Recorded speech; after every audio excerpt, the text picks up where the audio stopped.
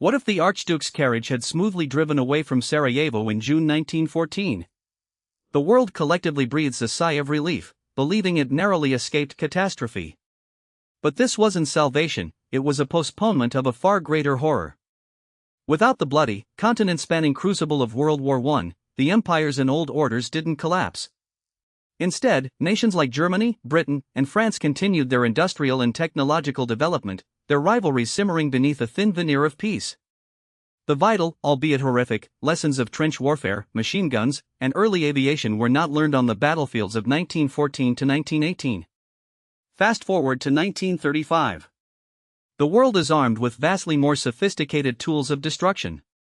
Tanks are heavier, faster, and more numerous. Air forces are formidable, capable of strategic bombing far beyond WW1 capabilities. Most chillingly, nascent atomic research, which was accelerated by the urgency of WW1, has now had 2 extra decades to develop in secret.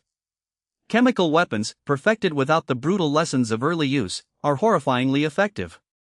This isn't a minor skirmish, it's the Great Confrontation.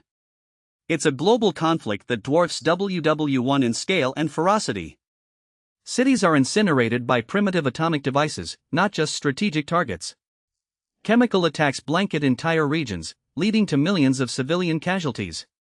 The war is shorter, far more brutal, and leaves a profoundly scarred and fractured global political landscape. The victors, if any can be truly declared, inherit a world not rebuilt, but ravaged, permanently altering the course of civilization into an era of profound fear and instability. Subscribe before the next timeline begins.